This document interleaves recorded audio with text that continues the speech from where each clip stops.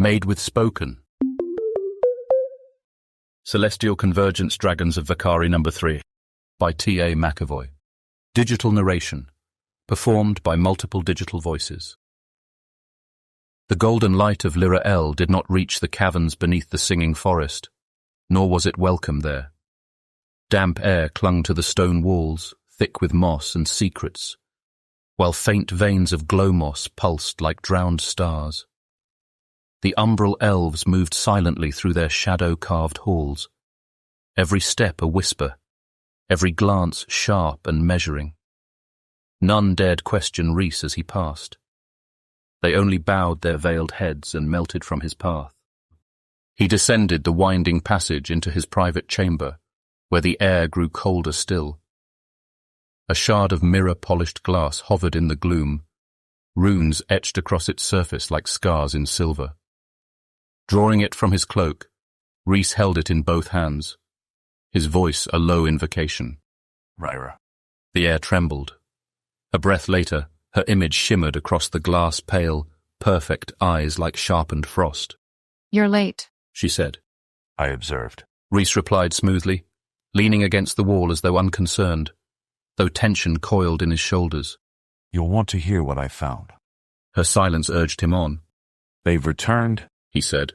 Platinum, Celestial, Radiantus leads them.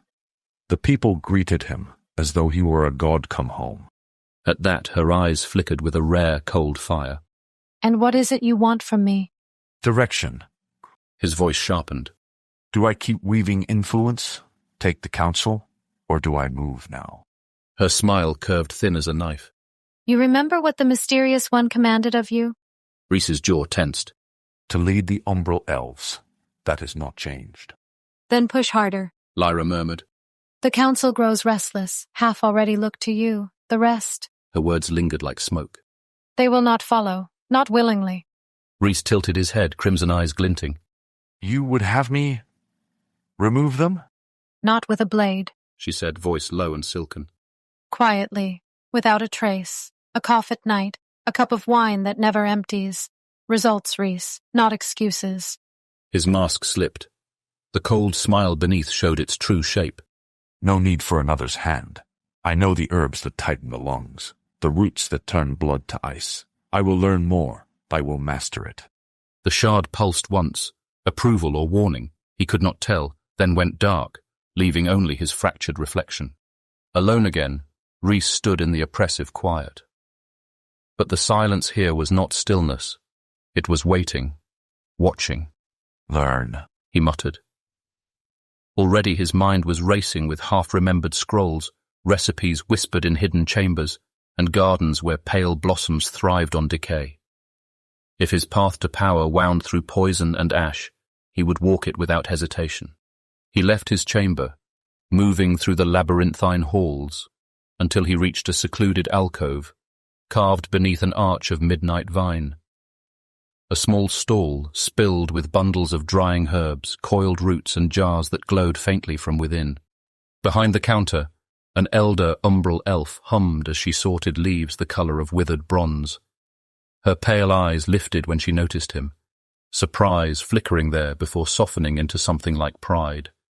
Morelia, keeper of herbs, binder of feasts, whisperer to shadows.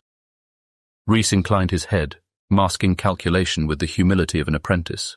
Pardon me, mistress. I've been preparing meals for the others in my hall, but herbs are not my strength. Some add flavor, others— His lips curved faintly. —can be dangerous. I'd rather not make a mistake. Morelia studied him, gaze flicking briefly to the satchel at his side, as though weighing his intent. At last she nodded. "Good of you to ask. Most would not." She gestured toward the table. "Sit. Learn the difference, or risk poisoning yourself." She lifted a sprig of dark-veined leaves, its edges curled like claws. Vaneroot briar. A shred leaves the hands trembling. Too much, and the heart locks in the chest. Next, a crystalline bloom with glass-clear petals. Glassfin thorn. Harmless to the eye, deadly in wine. It blurs sight, slows the blood. Death wears many masks. Her fingers brushed a tuft of grey moss, its edges whispering faintly. Whisper moss.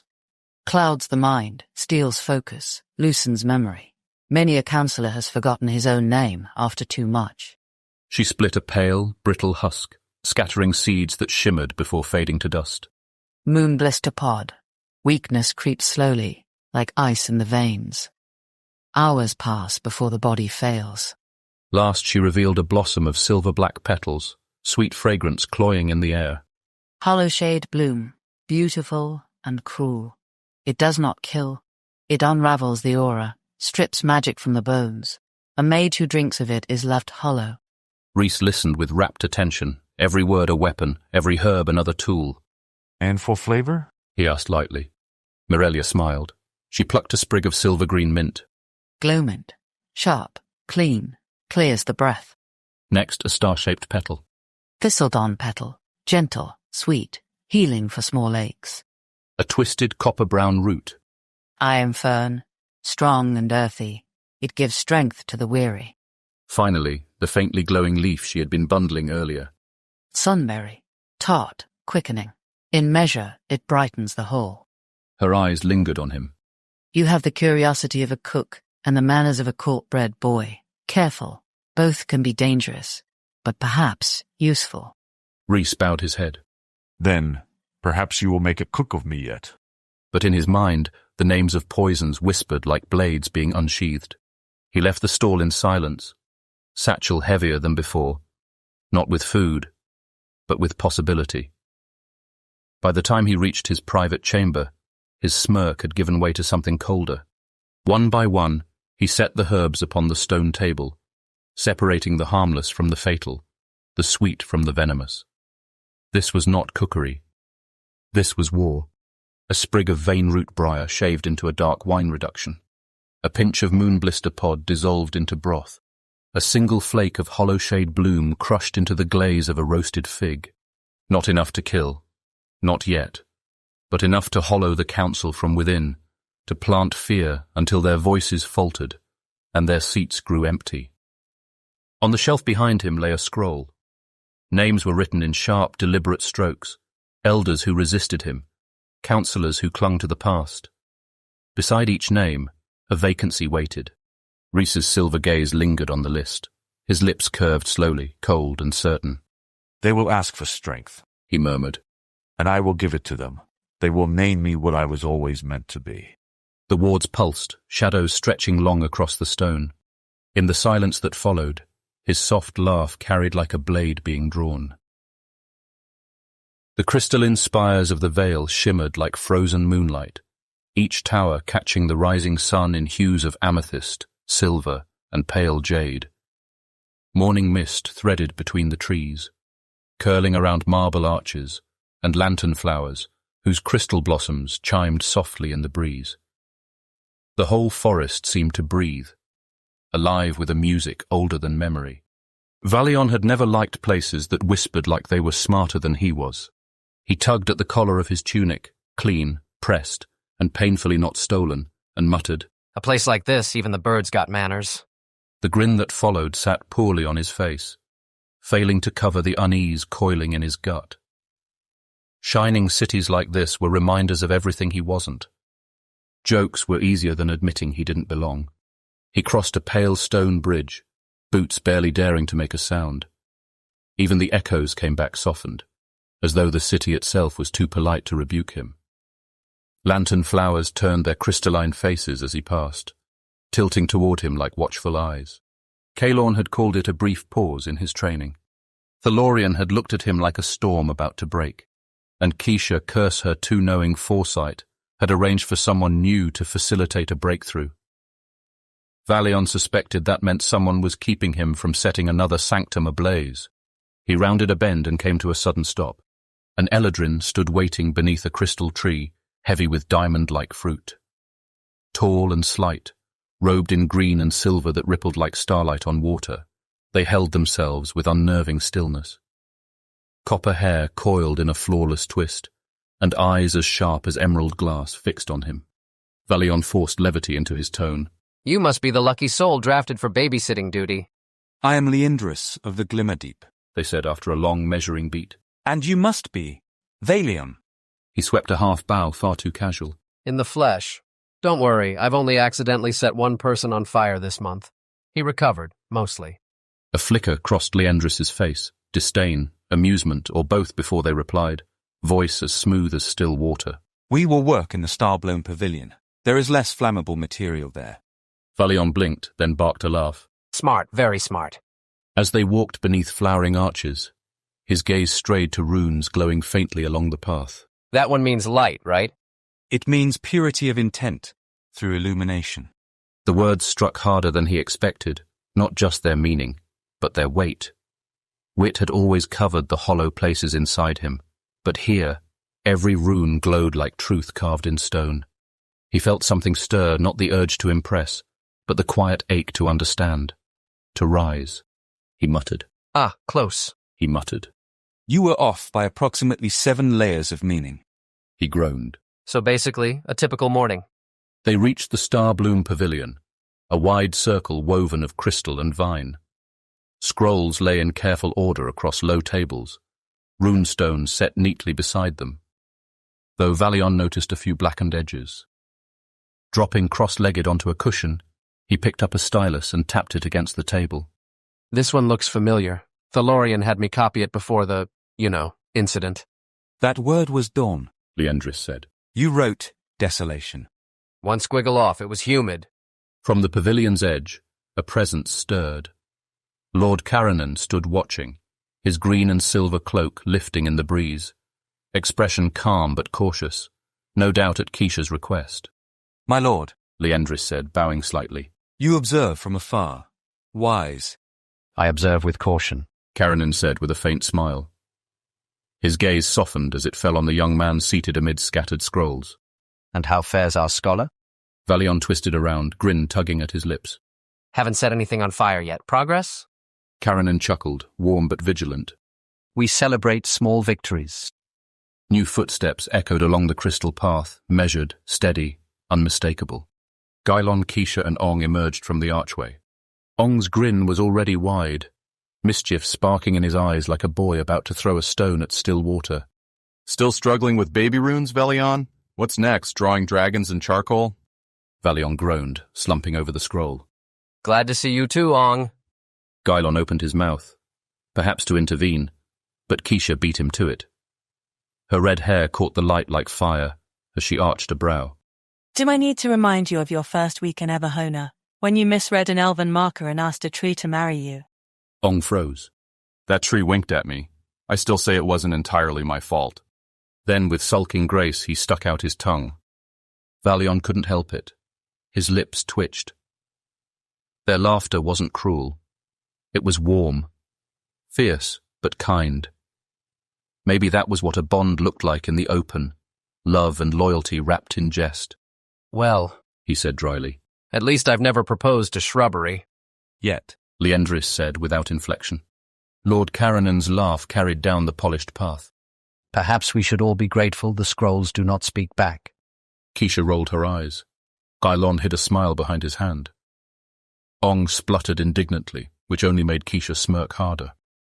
And yet beneath the teasing, something settled in Valion's chest. A sense of belonging, a place where even mistakes became part of the song. He touched the glowing wreath the Fae had given him, warmth spreading through him like light through crystal. He shook his head, grinning despite the flush at his neck. Fine, but one day I'll write something so impressive you'll all choke on your fancy metaphors. Then begin here, Liendris said, laying out the scrolls with serene finality. Blossoms shifted open around them.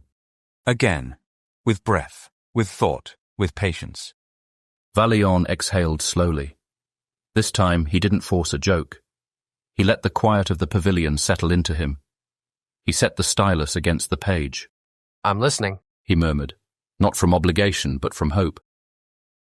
The chamber lay vast and cold, carved into the blackened roots of the world where no sunlight dared intrude, and even time seemed to hesitate. Mist drifted over obsidian stone like breath that remembered fire. Jagged spires of volcanic glass thrust upward, their veins pulsing faint crimson, echoes of an ancient heart buried deep below. A tremor rolled through the earth, as though the world exhaled in some forgotten rhythm.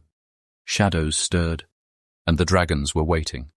They perched upon ledges and bone-carved arches, silent as statues wrought from nightmare. Even in stillness, their presence bent the air. Zilron crouched amid coils of emberlight, crimson eyes smouldering like dying stars. Glazeria loomed pale as a frozen storm, crystalline wings folded like shards of ice. Nocturna melted into the blackness, her obsidian scales devouring what little glow remained. Zalzorath coiled in silence, his vast hide etched with runes that shifted and whispered in tongues no mortal dared name. And before them 2 abyssal shadows. Voraxia, sinuous and swift, her scales fractured obsidian, edged in violet fire. Voratos crouched beside her, veins of molten light glowing faintly beneath her dark hide, each breath a slow sear of smoke. Footsteps entered the silence, steady, unhurried. The mysterious person appeared, cloaked in layered silk and veiled power. No light clung to them. No scent marked their presence. Yet every colossal head turned, as though the cavern itself bowed to their arrival. Voratos exhaled smoke, her voice a gravelled rumble that crawled across the stone. So, this is who commands. You speak of unity, yet send only one. How optimistic. The mysterious person did not flinch. I did not come to ask for your cooperation, Vorathos. Her laughter cracked like splitting magma, then died as the chamber shuddered with her growl. Careful, little creature. There are flames buried in me that even gods have feared. The mysterious person raised a gloved hand. Silver rings etched with shifting runes caught the dim glow. One finger pointed at her. Reality shivered. Voratos froze. Not by chain, not by spell, but by will itself. That presence coiled through her, crushing, inevitable.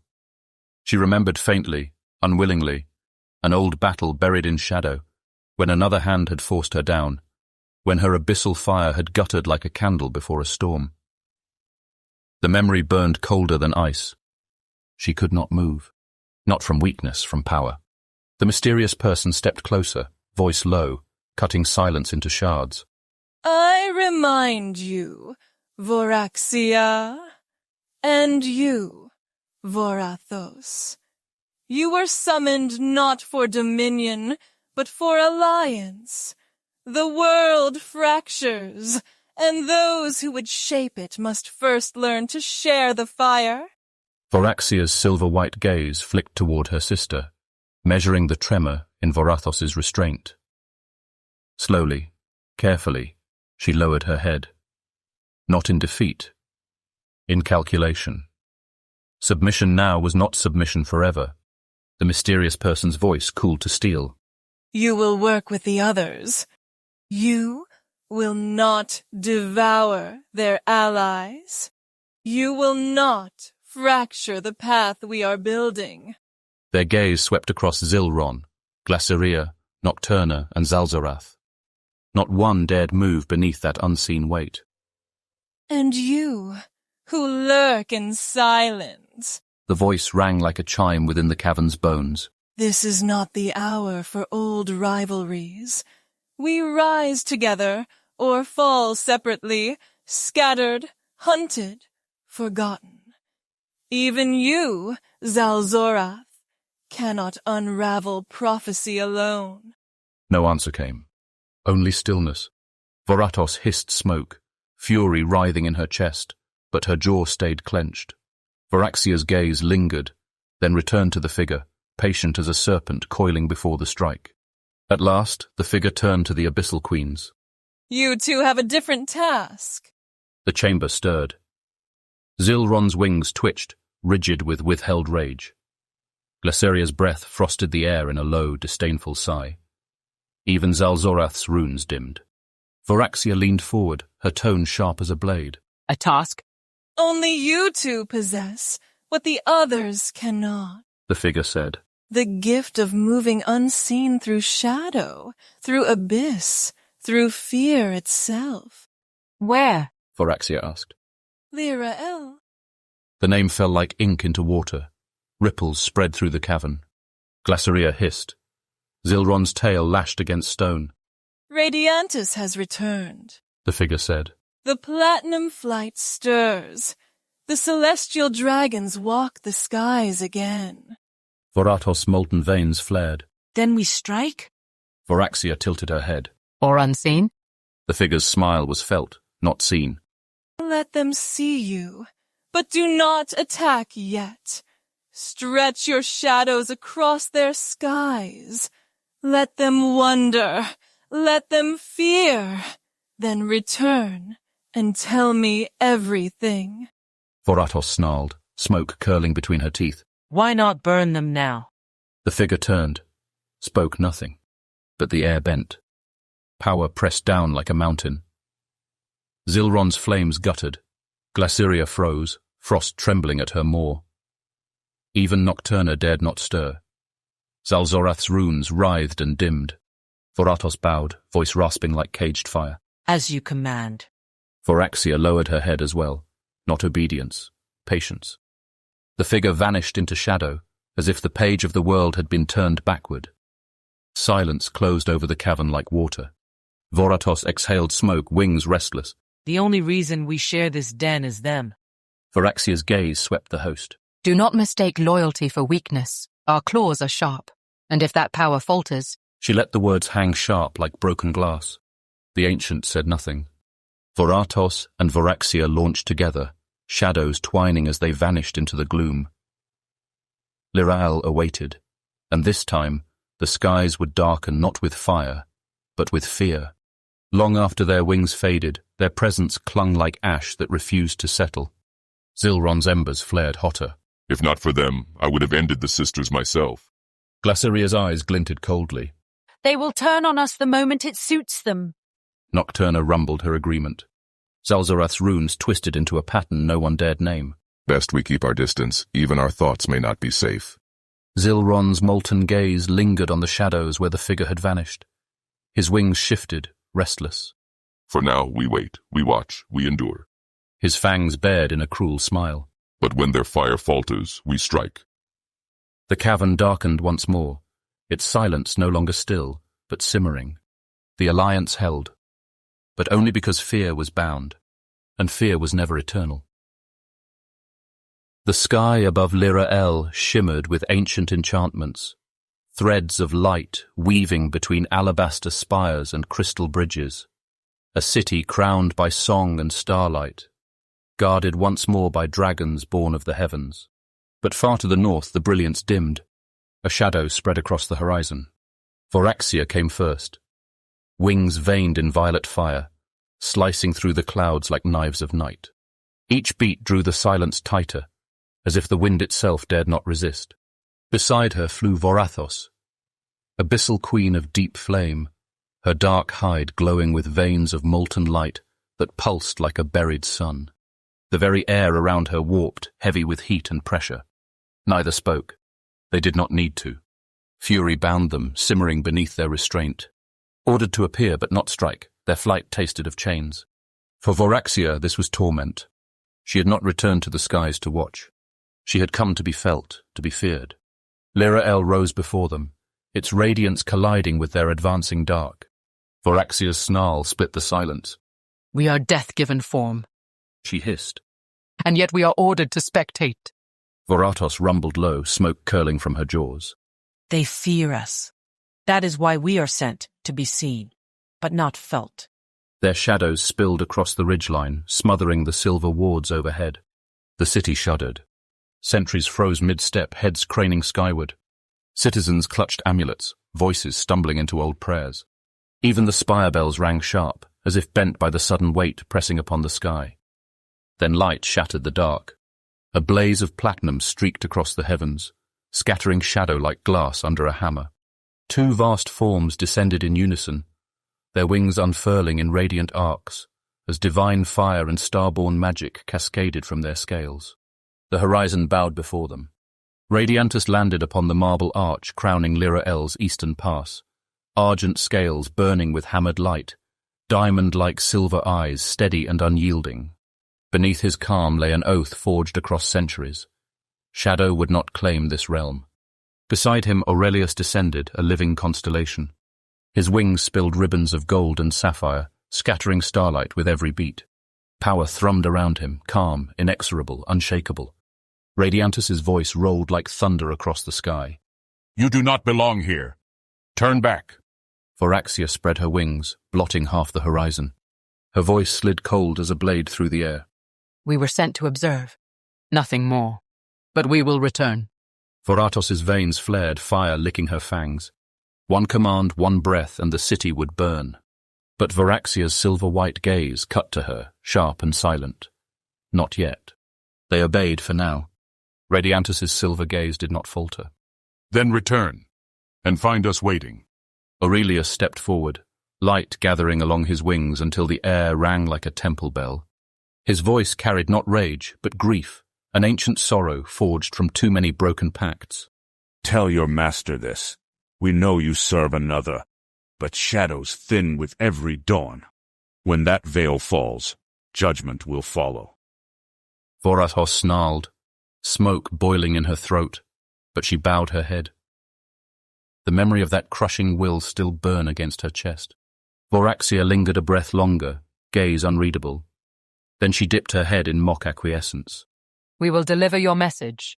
But inside, her pride seethed raw. This was no triumph, only a leash. The hunger in her bones only sharpened. One day, she would tear it free. Together the two queens wheeled upward, wings battering against the light. They vanished into the storm, but their shadows clung to Lyra'el, etched like a scar across the heavens. Radiantus and Aurelius held their vigil, wings spread, eyes fixed on the horizon as if to bar the night itself. For long moments, silence endured two beacons holding darkness at bay. High in the drifting storm clouds, Varaxia lingered, her form veiled in magic. Her silver-white eyes narrowed. They will not rest until we are gone. Varatos's growl seethed low. I would rather burn the sky than bow to it. Varaxia's lips curved, thin and cruel. And yet we bow, for now. She angled her wings to the storm, dragging her sister with her. Varathos cast one last look at the gleaming city, its towers radiant, its guardians unbroken before vanishing into the clouds. Slowly, the wards steadied, silver threads weaving whole again. The bells rang accurately, bright and clear. A breeze slipped through the hanging gardens, carrying the scents of jasmine and rainlit stone. On the highest balcony of the eastern watchtower, Talira lowered her spyglass. Her knuckles were white on the railing, the chill of crystal biting her palms. She had stood from the first glimpse of shadow, every heartbeat measuring against the sweep of Radiantus's wings. She knew he would never draw her into the path of such queens, not yet, but still, she had been ready. Now, with the darkness gone, her shoulders loosened. Yet the tension in her chest refused to fade. The sky had brightened, but the silence lingered in her bones. They would return. She knew it. Below, the city exhaled. Markets reopened, children ran across bridges of glass, laughter chasing away prayer. Lyra'el breathed again, but Talira did not move. Her gaze remained fixed on the clouds where the queens had vanished. Her hand tightened on the hilt at her side, the wreath of blossoms still glowing faintly in her hair. Lyra'el stood radiant, bathed once more in light. Yet the memory of shadow lingered on the horizon as an unspoken promise. Lyra'el was safe. For now. The skies above Flameford rumbled not with thunder but with wrath. Twin shadows tore through the storm, wings unfurling wide as they spiraled into the volcanic heart. The ground shuddered at their descent, black stone splitting beneath the crash of the shadow dragon Varaxia and the abyssal queen Varathos. Scorched wind howled through the jagged canyons, thick with smoke and fire born from the void. Steam hissed from vents in the rock. The sky churned like a wounded beast, mirroring their fury. Varaxia coiled her wings, her body drawn tight as a bowstring. They anticipated us. Varatos slammed her tail against the stone, molten streaks blazing. Her growl seethed with hunger. We should have scorched them. One pass, one breath, and their shining city would already smolder. Orders had shackled her fire, forced her into silence. To be seen but not felt was humiliation. A ripple stirred above. From the black ledges carved into the cliffs, silence thickened. The mysterious figure emerged. They did not walk, but seemed to uncoil from the obsidian itself, cloaked in layered silk and veiled in presence. No light clung to them. No sound dared. Yet every dragon's gaze followed as they descended into the cavern framed by molten falls. You returned quickly, the ageless voice said, its tone smooth, sharp, and unreadable. Varaxia's violet fire caught the stone, her scales gleaming like shattered night. She bowed her head slightly, not in submission, but in controlled agitation. We could not enter Lyra'el. Radiantus and Aurelius waited at the pass, as if they knew. Voratos prowled forward, molten veins flaring brighter. They did more than wait. Aurelius gave a message. The figure tilted their head, silence tightening like a blade's edge. Voratos's growl deepened. He said they know someone pulls the strings. You. And he said your shadows will not hide you much longer. The cavern darkened, not from the lava, but from will itself. Pressure cinched the air, suffocating. Voraxia's silver-white gaze flicked to the figure, then to her sister. If they watch us this closely, they may already be watching you. The lava roared louder, as if the mountain itself bristled. You revealed yourselves too soon, the figure hissed, words cracking like a whip. You were meant to observe, nothing more. Voratos bared her fangs, but Varaxia stepped forward first, wings flaring until violet shadow cloaked the figure. Do not insult us. We obeyed. But Radiantus and Aurelius were already in the sky before we touched the ridge. Her eyes narrowed. They knew about us, about you. The fury in the chamber did not fade. It folded inward, sharp as a blade drawn too close. From the far side, a rumble like shifting magma. You misjudged them. Zilron stepped from the dark, smoke wreathing his ember-lit form. His tone was grim, unflinching. Radiantus and Aurelius are not merely powerful. They are revered. That is a difference you have forgotten. Radiantus is not just a dragon, he is worshipped as divine. Crimson eyes burned with memory, not devotion. Zilron despised Radiantus's supremacy, but could not deny the weight of it. The mysterious figure turned toward him. Shadows stretched. The cavern narrowed to two beings, an ancient dragon wreathed in ember and a veiled master swathed in silence. Zilron did not lower his gaze. Smoke drifted in lazy spirals, defiance smouldering in every line of his massive frame. The chamber held its breath. Something unspoken passed, a warning, a promise of reckoning. Then Zilron turned. His colossal wings unfurled, scattering sparks into the lava-lit dark. He launched skyward, each beat louder than any roar. Voraxia and Vorathos coiled tighter, fury burning in their bones. The figure remained unmoving, shadow wrapped close like a shroud. But loyalty had shifted. All of them felt it. The leash was fraying. Above, the volcanic winds caught Zilron. Waiting on the jagged ledges were glaciaria rimed in frost, Nocturna dissolving into shadow, and Zalzorath, vast coils shimmering with runes that rippled in the haze. None spoke. The mountains listened. Nocturna's voice slid free, soft as memory. Was that wise? Zilron's tail carved black streaks in the rock. His gaze stayed fixed on the horizon where light still lingered. Probably not. The mysterious one would not forget. But for once, he did not care. Something older than fear stirred in him pride, defiance long buried. They underestimate Radiantus and Aurelius, he rumbled. That is dangerous. No one argued. Glaceria's wings shivered frost. Nocturna's shadows deepened. Zalzorath's runes rippled faint ascent. One by one they broke away, leaving Flameford's skies darker still. Zilron lingered beneath the crimson haze, smoke drifting from his nostrils. He would never love Radiantus, but reverence was a powerful force, and Radiantus commanded it. Back within the cavern, the mysterious figure faced the two who remained.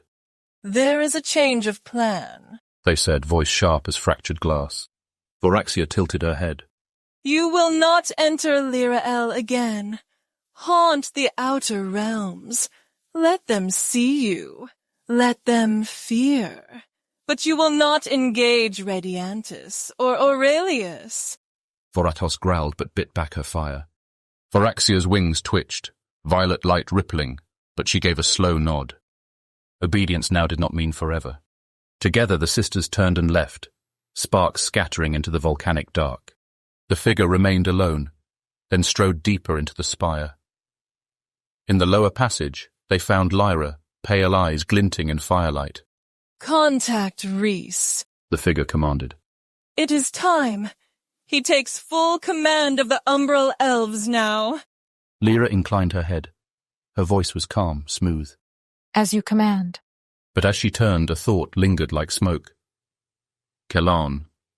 Brother. Loyalty. A warning half-spoken. She pressed it down and vanished into shadow. The figure climbed to the tower's heart. And there the silence broke. A roar split the mountain, raw and unbound. Books were hurled from shelves, wards shattered, lava geysered from the floor. The earth itself seemed to recoil. Beneath the fury lay more than anger at Radiantus's return. It was a memory, defiance long past. Radiantus had risen once before and undone everything. Now he had returned a wound reopened, a truth too vast for shadow to bury. Cracks split the obsidian floor, glowing with sullen fire. The tower groaned as if the world itself wished to scream. Then the fury folded inward. The voice that followed was cold steel. The leash will hold until I choose to break it. Outside, the air was thick with heat, but Lyra's skin prickled with a chill not born of Flameford's winds. She had her orders. Rhys must lead.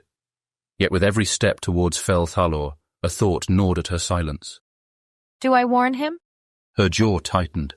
She sank deeper into shadow, vanishing into the volcanic haze. But her brother's warning followed her still like a shadow she could not shake.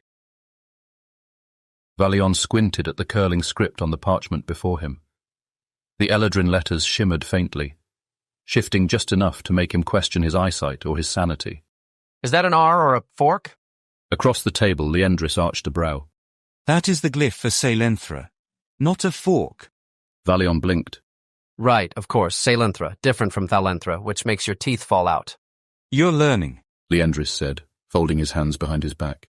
Though ideally, without losing body parts. Valion offered a sheepish grin, then reached for 2 sprigs, one pale blue-green with silvery edges, the other a violet blossom veined with gold. He crushed them together in the mortar. The mixture hissed. Then it hummed.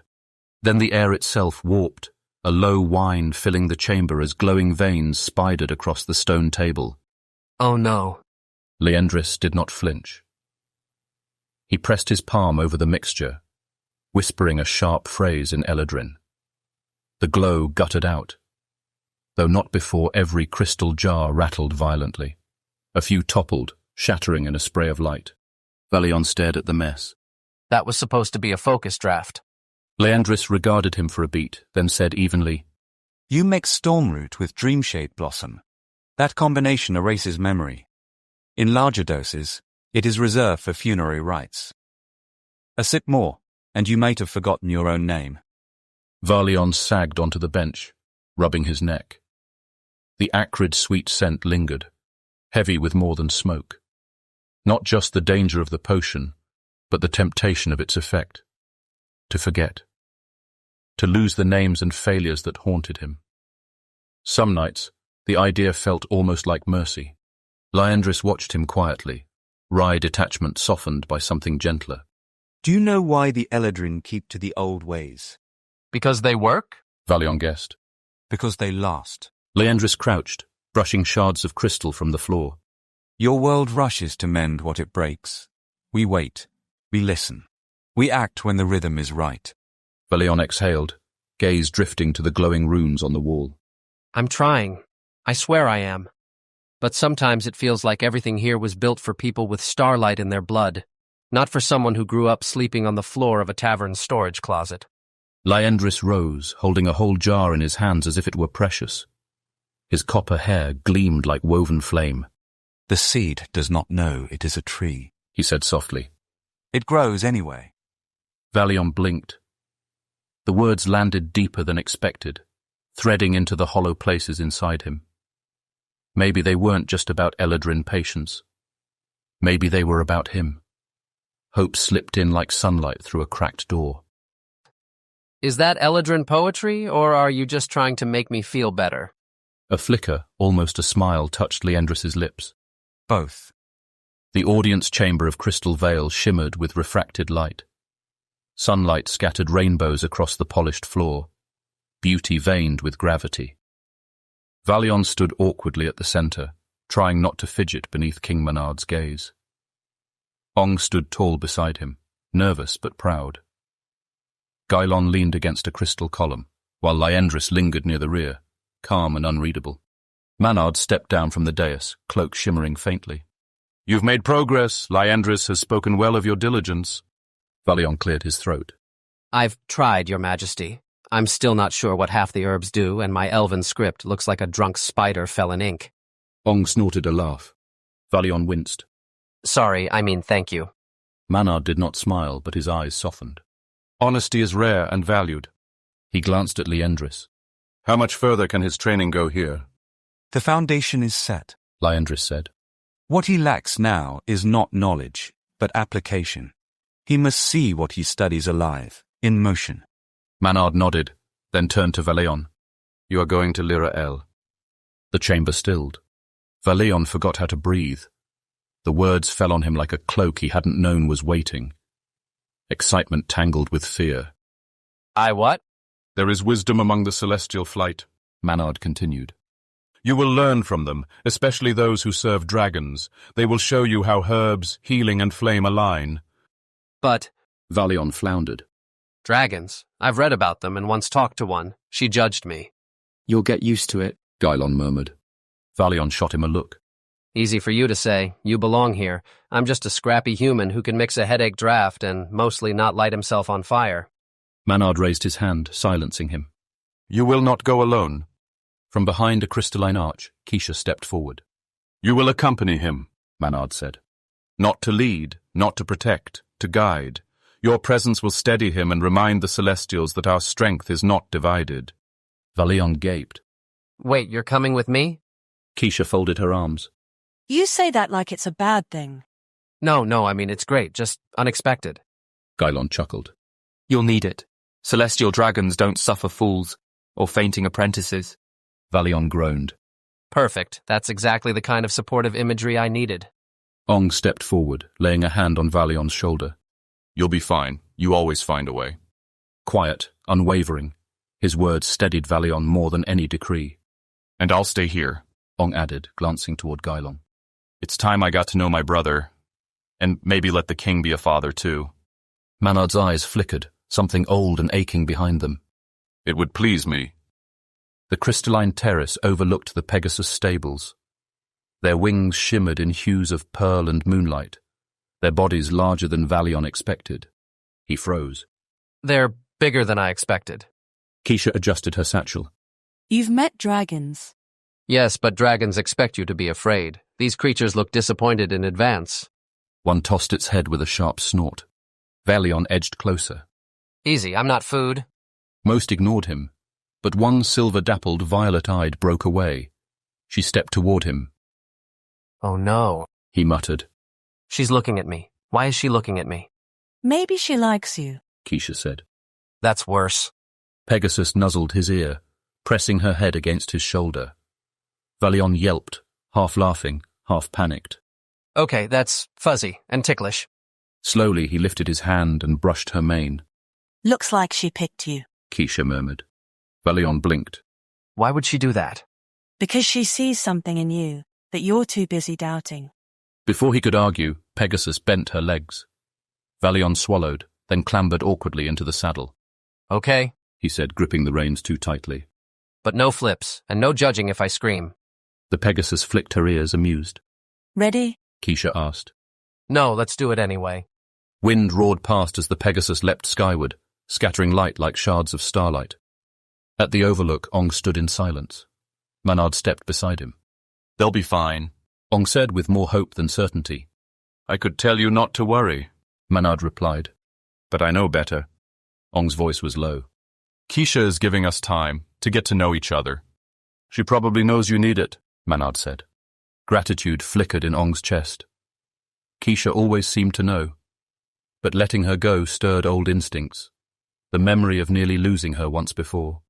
Part of me still wonders if letting her go alone was the right idea. Gylon joined them, his presence steady. They'll be all right, if Valion doesn't try to make tea mid-flight.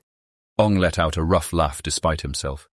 The three of them stood shoulder to shoulder, watching until the Pegasi dwindled into specks of light. The silence that followed was not empty. It was heavy with beginnings, fragile, uncertain, but real. Yet even as hope stirred, the winds carried darker whispers across the realms. Shadows had risen, and peace in Vacari was never meant to linger. Professional audiobooks in a click. Spoken.